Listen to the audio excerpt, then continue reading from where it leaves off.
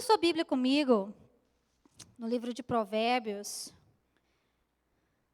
para começar, Provérbios 19, capítulo 19, versículo 21.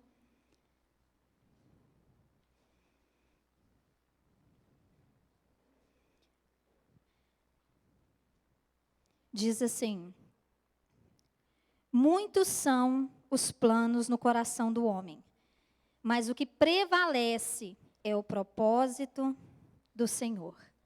Muitos são os planos no coração do homem, mas o que prevalece é o propósito do Senhor. Essa versão é NVI, e eu escolhi ela porque ela fala exatamente dentro daquilo que eu quero compartilhar pelo Espírito Santo de Deus com você nesta noite, que é entendendo o propósito de Deus para as nossas vidas. Amém? Eu queria que você fechasse seus olhos agora por um instante para a gente se reconectar aqui com o Senhor. Que você abra o seu coração. Pai, no nome de Jesus, Senhor, eu coloco a minha vida e a vida dos meus irmãos na sua presença nessa hora. Espírito Santo, que o Senhor derrame sobre nós tudo aquilo que o Senhor tem preparado, separado para nossas vidas nesse dia. Senhor, eu me coloco à sua total dependência, Senhor. E apesar de mim, eu sei que o Senhor pode e quer fazer. Que o Senhor encontre em nós corações realmente sedentos, corações famintos pela Tua presença, corações desejosos por transformação, ó Deus, corações desejosos por compreender e caminhar dentro do propósito do Senhor, em nome de Jesus. Amém. Glória a Deus. Queridos, eu quero começar dizendo para você que Deus, Ele nunca se engana. Com Deus não existe erros, não existem coincidências. Com Deus existe propósito. Quando nós lemos a palavra de Deus, desde Gênesis a Apocalipse, você vai ver o tempo todo a mão do Senhor guiando o homem para o cumprimento do seu propósito divino. Quando Deus criou o homem, Adão e Eva, colocou eles no Éden, e aí você já sabe de toda a história. Veio o pecado separou o homem de Deus, e tudo aquilo que parecia arruinado, tudo aquilo que parecia ter sido destruído, Deus já havia preparado o caminho para resgatar o homem de volta para a sua presença. Em todos os textos, em todos os livros da Bíblia, nós vemos a mão do Senhor sempre trazendo o homem de volta. Sempre buscando o homem todas as vezes que ele perdia o foco, todas as vezes que ele desviava o seu olhar do propósito e do caminho. E aí você olha para quando aconteceu o episódio do dilúvio, a Bíblia nos diz que novamente, por causa do pecado, Deus decidiu destruir aquela geração. E aquilo que parecia de novo ter sido destruído e acabado, Deus já havia preparado o escape para salvar a família de Noé, construindo aquela arca para que então desse continuidade ao seu propósito. E então você vai para depois do dilúvio, você vê no episódio da Torre de Babel, quando o dilúvio acabou, Deus virou para a família de Noé e disse o quê? Vocês vão e povoem agora toda a terra. E logo na sequência, o que eles fizeram? Eles se ajuntaram. Deus disse para eles o quê? Se espalhem, vão e povoem a terra. E o que eles fizeram? Eles se ajuntaram. E eles decidiram fazer os seus nomes grandes e construir uma torre que alcançasse o céu, o topo do céu, para que o nome deles fossem conhecidos sobre toda a terra. E aí você vai ver Deus novamente. Deus lá no céu fala assim, vamos ter que descer lá e resolver essa parada. Porque eles estão tão obstinados que eles vão conseguir fazer aquilo que eles proporam fazer. A questão é, o que eles propuseram fazer ia totalmente contra o propósito de Deus. Porque Deus disse, se espalhem, vão, povoem. E o que eles fizeram? Se ajuntaram. Então Deus desceu. E o que ele fez? Ele confundiu a linguagem deles. Até então, todos falavam a mesma língua, todos se entendiam e compreendiam. A partir daquele momento, houve uma confusão tal que ninguém se entendia mais. E eu fico tentando imaginar eu chegando no Joabe falando, oi Joabe, e ele falando, hi, e eu, o que é isso? Como assim? E você chegando nos outros e não conseguindo compreender a linguagem dele, e o desespero que eles foram tomados. Então, eles foram se juntando de acordo com o que eles iam se entendendo. E aí, então, por causa disso, se espalharam cada um para o seu lugar. Mas por que que Deus teve que vir e interferir? Porque, de novo, o homem tomou rumos contrários ao propósito de Deus. E, enfim, eu quero falar com você sobre a vida de alguém. Ai, gente. Em que nós vemos a mão do Senhor também o guiando poderosamente para o cumprimento do propósito do Senhor. Eu quero que você abra sua Bíblia no livro de Gênesis 37.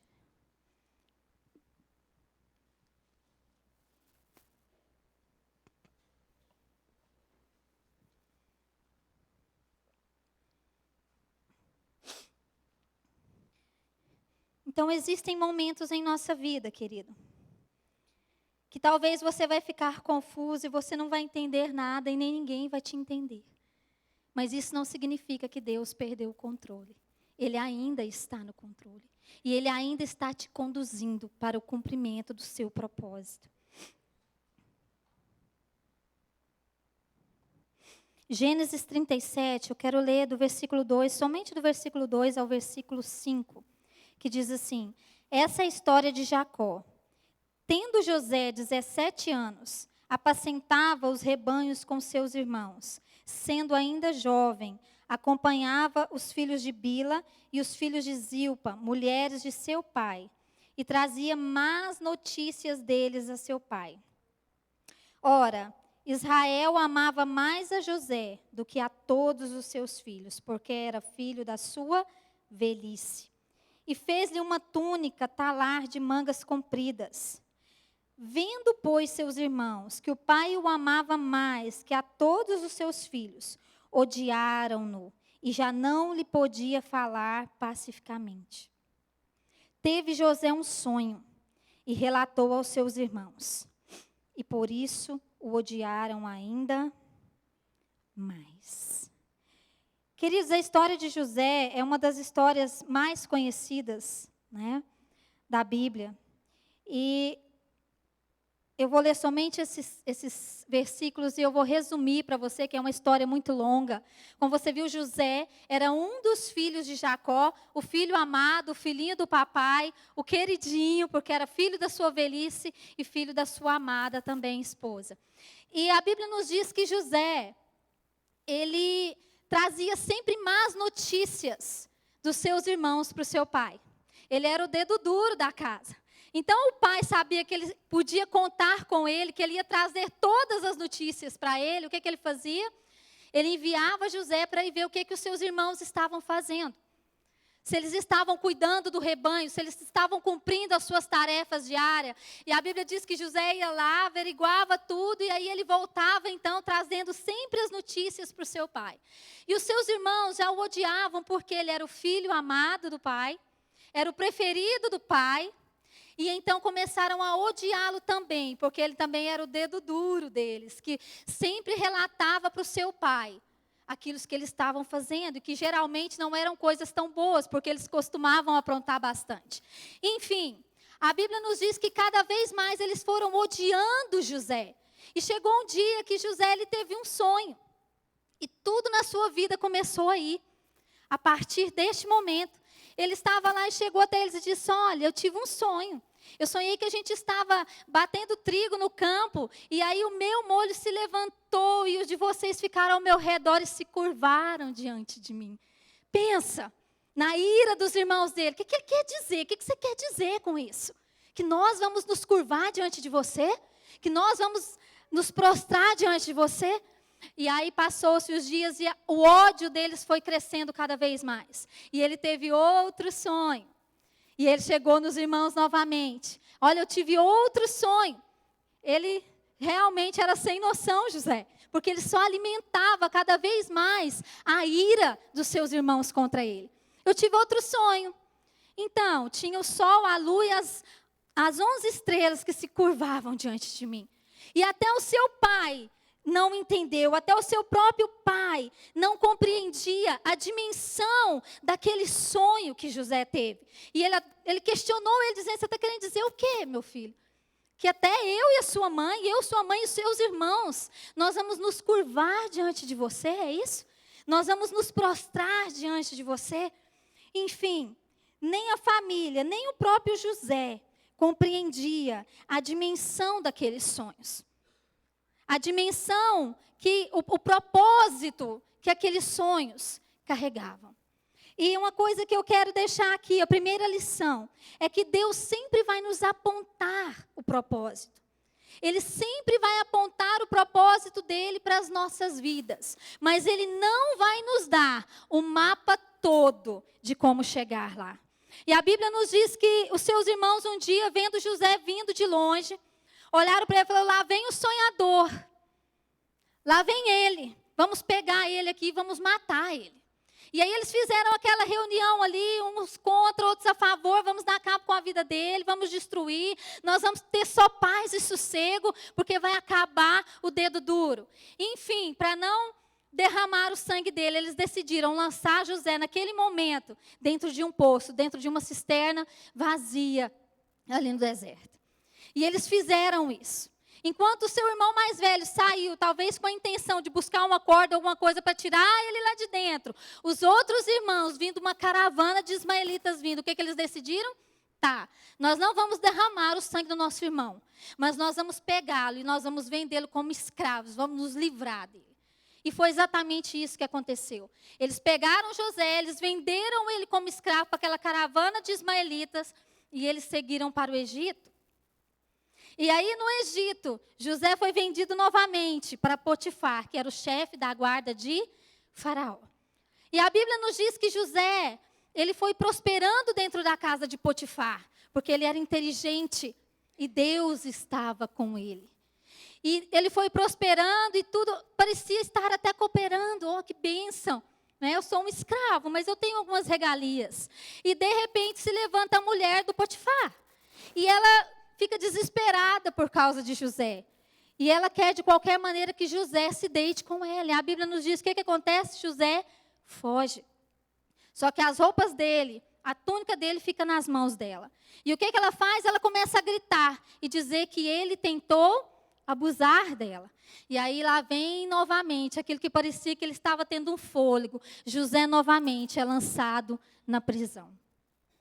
E ele passa anos de sua vida dentro daquela prisão. E resumindo, para você entender, para a gente poder caminhar, um belo dia, José tem a oportunidade de interpretar 2 sonhos. E ele faz isso. E ele diz para o padeiro e para o copeiro, que foi os que ele interpretou os sonhos: olha, quando você estiver diante de Faraó, se lembre de mim. Não se esqueça de mim. Irmãos, a Bíblia diz que se passou 2 anos. E então Deus vem a Faraó. Eu creio que foi o Senhor, foi algo da parte do Senhor. E Faraó tem os sonhos, e ninguém no Egito foi capaz de interpretar os sonhos dele. E então, naquele momento, ele se lembrou e falou: olha, quando eu estava lá preso, teve um hebreu que interpretou o meu sonho.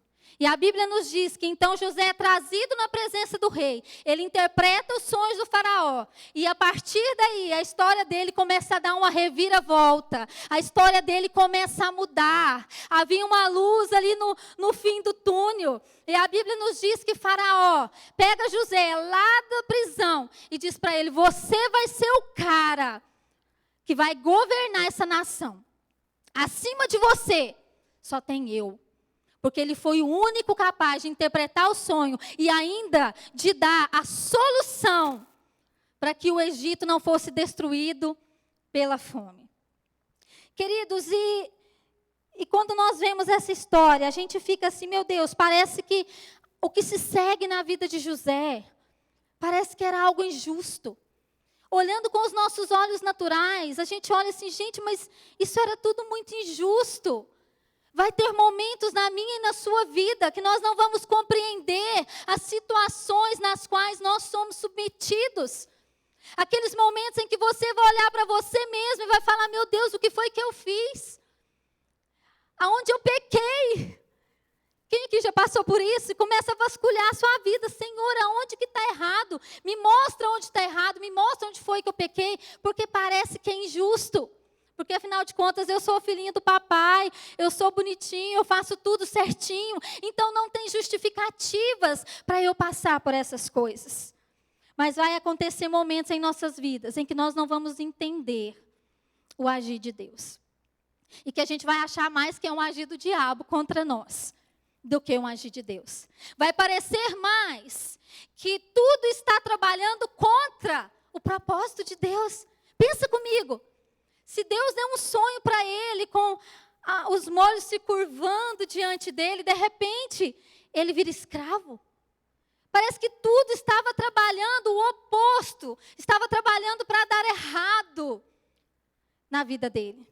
Mas eu quero te dizer que Deus estava no controle das circunstâncias e das situações na vida de José. E Deus, ele não revelou o mapa todo para ele, porque ele teria rejeitado o processo. Queridos, nós não gostamos de processo, mas Deus é Deus de processos. Se Deus tivesse revelado para José, olha, esse dia vai chegar que eu vou te colocar num lugar de autoridade.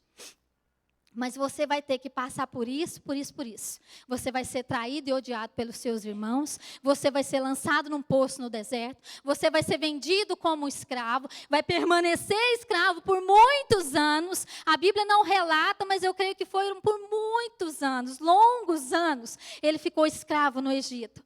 Se Deus tivesse mostrado para ele todo o mapa que ele teria que percorrer para chegar lá, ele teria rejeitado o processo. Eu rejeitaria esse processo. Porque nós não gostamos dos processos. Mas os processos são fundamentais nas nossas vidas. O que nós precisamos compreender dentro dos processos é que Deus tem um tempo e um modo de agir. Se nós estivermos fora do tempo e do modo de Deus, nós vamos perder a visão do propósito. Eu preciso aceitar. Talvez eu não vou compreender, mas eu preciso aceitar que Deus, ele age do jeito que ele quer, na hora em que ele quer, da maneira que ele quer, de acordo com o seu propósito. Mas a coisa mais difícil na nossa vida é esperar. E pior ainda, é ter que passar por situações que nos geram dor. É ter que passar por situações que nos ferem. E pior ainda, é quando a gente acha que tudo é injusto. Porque eu sou uma gracinha de pessoa e eu não mereço passar por isso. Mas Deus é Deus de processos. E Ele vai usar os processos para trabalhar em nós um caráter aprovado para cumprir o seu propósito. Quando Deus revelou a José, se revelou a ele através desses sonhos, ele só tinha 17 anos. Sua jornada estava só começando. Mas Deus estava no controle dos tempos e das circunstâncias que foram envolvendo a vida de José. E mais do que isso, o Senhor estava com ele. Em todo o tempo que você vê essa trajetória de José, você vai ver dizendo, mas o Senhor estava com ele. O Senhor estava com José no poço. O Senhor estava com José quando ele foi vendido como escravo na casa de Potifar. O Senhor continuou com José quando ele estava naquela prisão. E a Bíblia nos diz que tudo que ele fazia prosperava. Parece assim que não bate a coisa, tipo, o cara está preso, ele é escravo. Mas Deus o honrava aonde ele estava. Porque Deus estava usando os processos para formar um caráter aprovado nele. E quando você pensa muitas vezes na sua vida, quando as circunstâncias vêm, que não tem como ficar pior, você pensa assim, não, tem jeito de ficar pior do que isso, não. Tem como ficar pior do que isso? Você está dentro de um poço. Você não tem domínio nenhum sobre o que está ao seu redor. Aí, de repente, alguém te tira do poço, você respira e pensa, nossa, estou livre. Só que não. Acontece outra circunstância que te envolve. e que muitas vezes nos prende, nos escraviza, nos deixa totalmente impotentes, e a gente tenta, mas nada ao nosso redor muda. E foi exatamente isso que aconteceu com José. E tudo porque ele teve um sonho que nem ele compreendia a dimensão daquele sonho, que foi um deslumbre. Eu creio que foi um deslumbre do futuro que Deus tinha dado a ele. Ele não tinha dimensão do que era aquilo. Ele não entendia o processo, talvez, pelo qual ele estava passando, mas o Senhor estava com ele.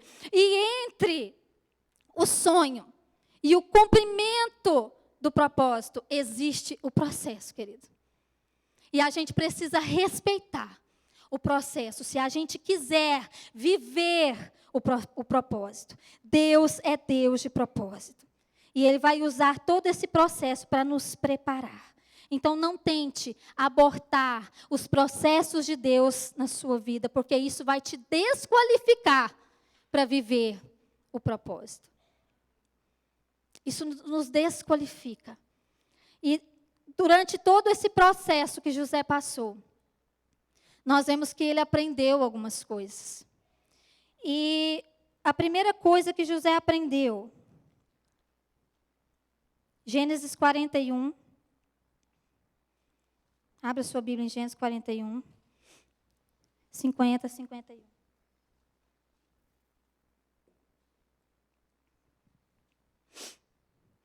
Ele aprendeu a deixar o passado no passado. Gênesis 41, 50 a 51 diz assim: antes de chegar a fome, nasceram 2 filhos a José, os quais lhe deu Asenate, filha de Potífera, sacerdote de On. José, ao primogênito, chamou de Manassés, pois disse: Deus me fez esquecer de todo o sofrimento e de toda a dor da casa de meu pai. Deixe o passado no passado. Aqui ele estava dizendo: olha, toda aquela dor, todo aquele processo doloroso que eu fui submetido, eu decido deixar para trás. Todo aquele sofrimento de ter sido rejeitado, de ter sido exposto, de ter sido traído, eu decido deixar para trás. Toda aquela mágoa, eu decido deixar para trás. Querido, deixe o passado no passado. Tem pessoas que não conseguem viver o propósito de Deus, porque elas estão acorrentadas ao seu passado. Elas não conseguem avançar, elas não conseguem muitas vezes enxergar um palmo na frente do nariz, porque elas estão presas naquilo que ficou lá atrás. Elas estão acorrentadas nas memórias que ela viveu, sejam boas ou ruins. E ela não consegue vislumbrar as oportunidades que o futuro e que o presente está propondo, porque ela está acorrentada ao passado. Deixe o passado no passado. José, ele foi injustiçado de todas as formas possíveis. Ele foi traído por aqueles que deveriam cuidar dele. Mas ele aprendeu que ele precisava deixar o passado no passado, para poder então usufruir dos sonhos e do propósito que Deus tinha planejado para ele. Esse é o nosso desafio nos processos. Às vezes a gente fica acorrentado a situações que nós vivemos lá atrás. Sejam boas, um passado de glória. Ah, mas era assim, eu era o cara, eu era tal, e foi o passado maravilhoso. Mas enquanto eu estou olhando para ele, enquanto eu estou acorrentada nele, eu estou perdendo a visitação do Senhor, eu estou perdendo aquilo que o Senhor tem para a minha vida agora, no presente, e vou perder, provavelmente, aquilo que Ele tem para mim no meu futuro, porque eu estou o tempo todo olhando para trás. Querido, a vida está passando. É a sua vida. Esse minuto que está passando ali agora, naquele relógio, esses segundos que estão passando, nós não temos domínio mais sobre ele. Ele não vai voltar mais. E o que nós estamos fazendo? Presos muitas vezes, acorrentados muitas vezes às lembranças boas, ou às lembranças ruins, ou às feridas que foram feitas em nós. O passado ainda te visita. Eu quero que você pare agora e reflita sobre isso. Olhe para dentro de você, responda para você mesmo. O passado ainda te visita. O que você precisa deixar para trás hoje? Mágoas, feridas, pessoas, coisas que têm prendido você há anos e têm feito você andar em círculos, a chegar a lugar nenhum. E a sua vida está passando, os segundos estão passando, os minutos estão passando, as horas estão passando, os dias, meses e anos, e da sua vida estão passando. E o que você precisa deixar para trás hoje? Para poder então vislumbrar o propósito de Deus e caminhar dentro daquilo que Ele tem para você. Às vezes a gente passa tantos anos da nossa vida acorrentado em feridas. O meu pai me abandonou. É por isso que eu sou assim. Eu fui abandonada pelo meu marido. Eu fui traída. É por isso que eu sou assim. A gente começa a se justificar. A gente começa a justificar o nosso comportamento que está nos destruindo. Eu fui traído. O meu líder, o meu pastor me feriu. É por isso que eu não quero mais. É por isso que eu desisti. É por isso que eu renunciei agora aos planos de Deus. Minha vida acabou. Não tem mais sentido eu viver. Vida, azar, vida. Querida, a sua vida não acabou. Não acabou. Aonde estão os seus olhos? Aonde estão os nossos olhos? Aonde nós temos firmado a nossa existência, nós não podemos firmar a nossa existência em pessoas. Nós precisamos firmar a nossa existência nele. Porque é Ele que está no controle da minha vida. É nele que a minha vida precisa estar firmada, alicerçada. Em quem você tem firmado a sua vida? Se não é em Jesus, eu lamento te dizer que uma hora a casa vai cair. Deus ainda tem planos para você. Todo mundo se foi, mas Ele ficou. Todo mundo te deixou, mas Ele permaneceu. Todo mundo deixou José ali, vai embora, meu filho. Mas Deus permaneceu do lado dele. Não passe a sua vida olhando para trás. Não passe a sua vida lambendo perebas. Porque Deus tem um futuro para você. Deus tem planos para a sua vida. Queridos, o passado, ele tem o seu valor. Porque ele é a nossa história. Mas ele não pode ser o seu limitador. Ele tem o seu valor. É a sua história.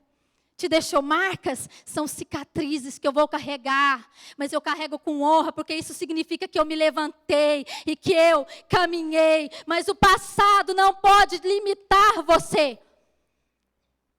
O apóstolo Paulo, ele diz lá em Filipenses 3,13: Irmãos, quanto a mim, não julgo havê-lo alcançado, mas uma coisa faço, esquecendo-me das coisas que para trás ficam e avançando para as que estão diante de mim, eu prossigo para o alvo. Querido, você tem um alvo, você tem um propósito. Deixa o passado para trás, olhe para frente, avance, prossiga, porque você vai chegar lá. Nós temos um propósito. Tire os olhos do retrovisor. A segunda coisa que José aprendeu com os processos, Gênesis 41, 52. Diz assim: ao segundo chamou-lhe Efraim, pois lhe disse: Deus me fez próspero na terra da minha aflição. Ah, querido, eu não sei o que isso fala com você. Mas não diz que Deus o tirou da terra da sua aflição. Deus o fez próspero. Deus o fez crescer na terra da sua aflição. É nesses momentos, nos momentos de maior aflição nas nossas vidas, nos momentos em que muitas vezes nós não estamos enxergando nada, é nesses momentos em que nós experimentamos o sobrenatural de Deus. Deus não tirou José da terra da aflição, ele permaneceu lá, mas Deus o levantou lá.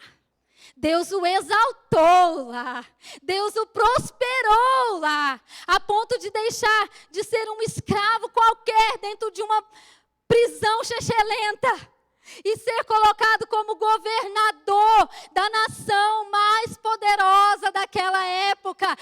Esse é o nosso Deus, é Ele que transforma, é Ele que está no controle das circunstâncias que está ao nosso redor. Ele nos permite passar, mas Ele nos honra mesmo no meio da nossa pior dor, mesmo no meio da nossa aflição. Ele nos honra, Ele nos faz crescer. Aleluia. Você pode escolher ser vítima da sua aflição. Você pode escolher ser vítima da sua dor. Porque muitas vezes a gente faz isso. A gente se vitimiza. Agora, se você não der destino para a sua dor, ela vai escravizar você. Dê destino para aquilo que te fere. Dê destino para a sua dor, porque senão ela vai escravizar você. Eu não sei da sua história, eu não sei do que fizeram com você, eu não sei do que você passou na sua vida. Mas, queridos, não deixe a aflição, as lutas, as dificuldades que você passa colocar você em um lugar de coitadinho. Ó, como eu sou sofrido. Ó, como eu sou vítima desse mundo tão terrível. A grande pergunta é o que você está fazendo com o que fizeram com você. O que você está fazendo? O que você está fazendo com as feridas que causaram em você? Deixa eu te falar uma coisa. Quando eu permito que a ofensa entre dentro de mim, porque isso é uma escolha, tá? Isso é uma escolha minha, permitir ser ofendida ou não. Quando eu permito que a ofensa entre dentro de mim, eu estou me tornando responsável por isso. Porque muitas vezes nós usamos as aflições, usamos as traições e nos colocamos em um lugar de nos vitimizar, como se esse lugar fosse um lugar bom e bonito. Não é. Eu me torno responsável quando eu permito que aquela ofensa entre e se instale dentro da minha vida e comece a produzir todo tipo de sentimento ruim, porque aí vem as mágoas e isso vai só crescendo dentro de mim. Nós temos a escolha de sermos protagonistas da nossa história e não vítimas. Você pode escolher hoje usar toda essa dor que talvez você passou, tudo aquilo que fizeram com você, todo o abandono que você sofreu, toda a traição pela qual você passou, você pode usar isso em seu próprio benefício. Não fique mais, querido, se vitimizando por aquilo que passou na sua vida. Entenda que se você está passando hoje, Deus pode te fazer crescer. Deus pode te fazer prosperar. Deus está moldando o seu caráter. Ele está transformando você de dentro para fora. Ele está criando em você um caráter aprovado. Talvez tenha sido difícil, mas a palavra para você hoje, do Senhor para nós, é: eu estou contigo. Eu não te deixarei e nem te desampararei. Quando passares pelas águas, elas não te submergirão. Quando passares pelo fogo, ele não te queimará. E nem a chama arderá em ti, porque eu sou o Senhor, o teu Deus e o teu Salvador. Deus é contigo no tempo da aflição, meu querido.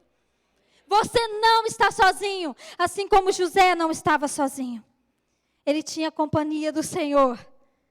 O Senhor estava com ele. E a terceira e última coisa para a gente encerrar é trazer à memória os sonhos de Deus.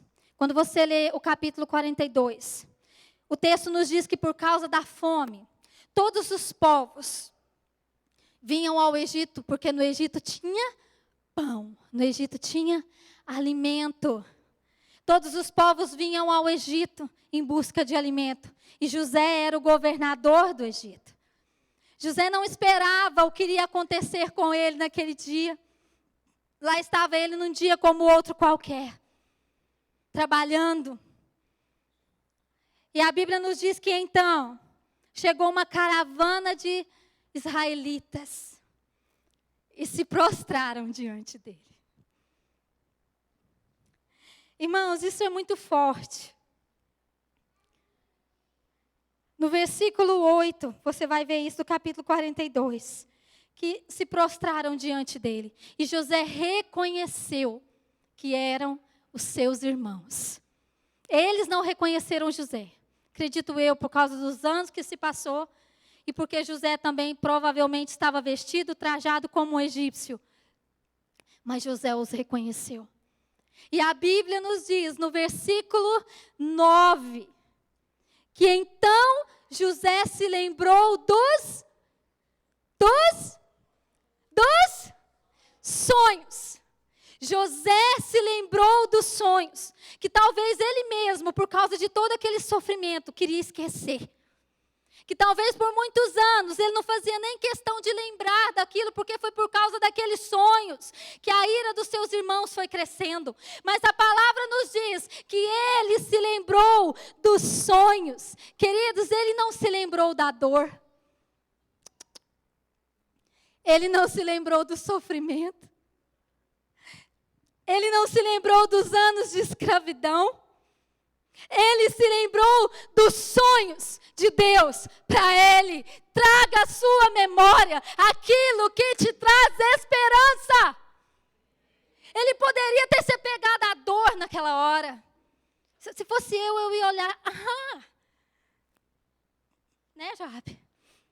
Vai me pagar. Vocês me fizeram sofrer, agora eu vou devolver. Não, ele não se apegou à dor. Ele não se apegou aos anos de sofrimento. Mas ele se apegou aos sonhos de Deus para ele. Queridos, nós precisamos trazer à nossa memória aquilo que nos dá esperança. Não aquilo que nos causa dor e sofrimento. Pare de fazer você mesmo sofrer, com repetidas vezes, trazendo aquilo que te deixa para baixo, aquilo que te destrói. Se apegue aos sonhos de Deus para a sua vida. Esse momento que José viveu, irmãos, imagina a cena. Isso foi algo profético. Foi como se o passado, o presente e o futuro se resumissem em uma só pintura. Porque ele teve que enfrentar o seu passado ali diante dele, naquele momento. Ele teve que enfrentar o seu passado. Ele vivenciou naquele mesmo momento, naquele mesmo instante, o cumprimento dos sonhos de Deus para a vida dele. E ali, naquele momento, a oportunidade de demonstrar o quanto Deus o fez próspero na terra da sua aflição. E ele também teve a oportunidade de marcar e influenciar o futuro. Ele tinha duas escolhas: se vingar dos seus irmãos por toda a dor que ele passou. Irmãos, ele era o cara. Ele podia fazer o que ele quisesse ali com eles. Mas toda essa dor teria sido em vão. E ele tinha a opção de se agarrar aos sonhos, ao propósito de Deus para ele. E por causa disso, influenciar o futuro. Ele deu um destino para a dor dele. Ele não se agarrou no sofrimento, ele se agarrou nos sonhos. E isso mostra que o passado não o dominava mais. Porque os olhos dele agora estavam no propósito. Não estava mais no passado. Aonde estão os seus olhos? Naquele momento, José manifestou o que estava dentro dele. Que não era mágoa, não era mais dor, mas era esperança de um futuro. Ele não estava mais preso naquilo que feria, naquilo que trazia dor. Mas os olhos dele estavam no propósito. Onde estão os seus olhos? Pergunte isso para você. Onde estão os seus olhos? Seus olhos estão no retrovisor, olhando para trás? Ou seus olhos estão no propósito? Lá em Gênesis 45, no versículo 5, ele se dá a conhecer a seus irmãos. Então ele diz para os seus irmãos: agora, pois, não vos entristeçais, nem vos irriteis contra vós mesmos, por haverdes me vendido para cá. Porque para a conservação da vida, Deus me enviou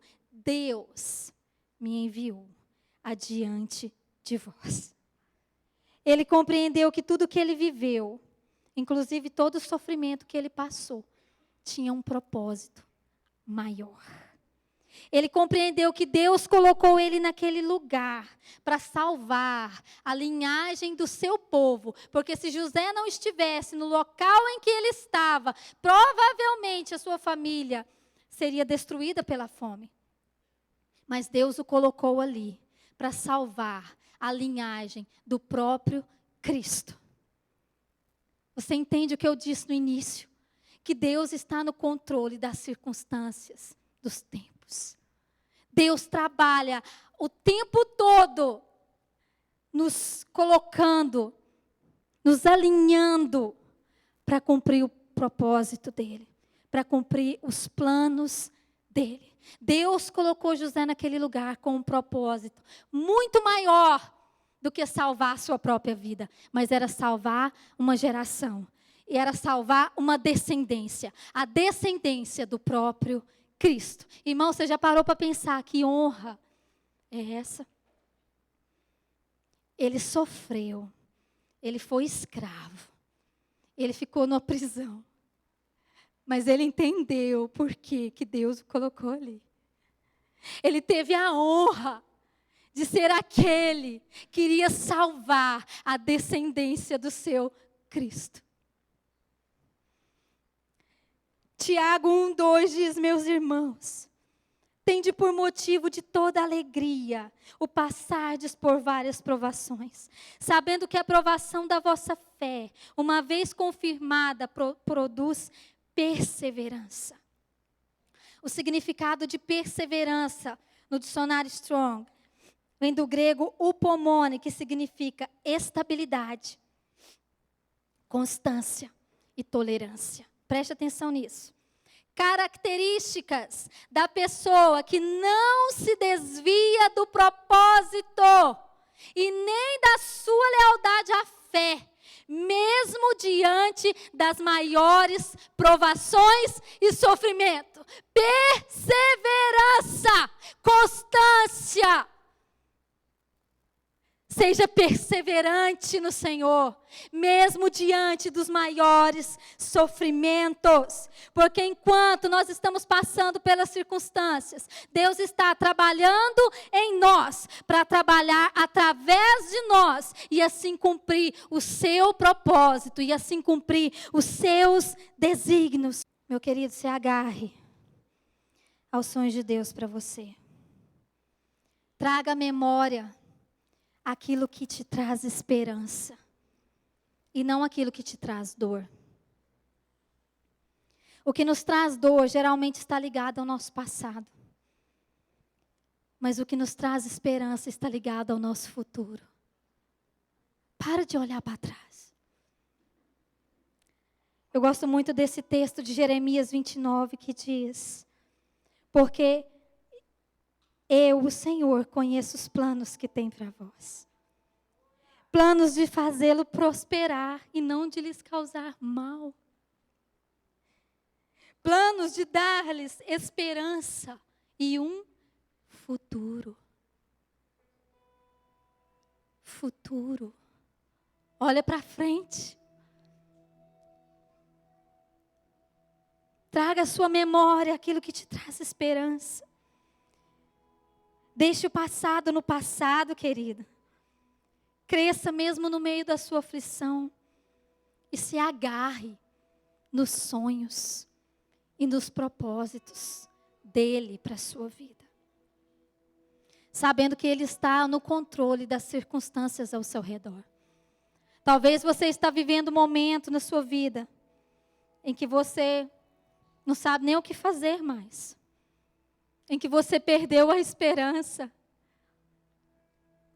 Porque você está totalmente limitado pelo seu passado. E você não consegue olhar para diante. Você não consegue enxergar. E você se esqueceu. Porque você só traz à memória o que te traz dor. Você se esqueceu das promessas. Você se esqueceu dos sonhos. Mas eu quero te dizer. Olhe para Ele. Olhe para Ele nesta noite. Deixa tudo aquilo que está te prendendo. Tudo aquilo que porventura tem te amarrado. Tem te impedido de viver o melhor dEle para a sua vida. E olhe para Ele, porque Ele tem um futuro para você. Ele tem um futuro para você. Ele ainda tem planos para a sua vida. E ainda que eu me esqueça, Ele não se esquece. Ele nunca se esqueceu de José. Porque Ele estava com ele em todo o processo. Deus está com você no processo pelo qual você está passando. Pode estar difícil, pode ser desesperador, pode ser aquele momento que você olha e fala, eu não sei mais o que fazer. É nesse exato momento onde nós experimentamos a intervenção dEle. Porque naquilo que eu não posso, Ele pode. Porque é Ele que opera em nós, querido, tanto querer quanto realizar. Foi Deus que deu sonhos para José. Ele era o maior interessado em fazer com que aqueles sonhos se cumprissem. Deus tem um propósito para a sua vida. Ele deu sonhos para você. Ele confiou um chamado na sua mão. E Ele é o maior interessado em fazer com que esse chamado se cumpra. Mas a parte que eu e que você precisa fazer, cabe a nós. Deixe o passado para trás. Feche seus olhos agora.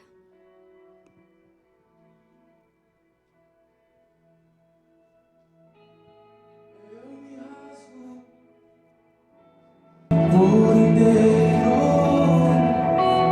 faço tudo, mas vem novamente. Eu mergulho na minha ardente, mas peço que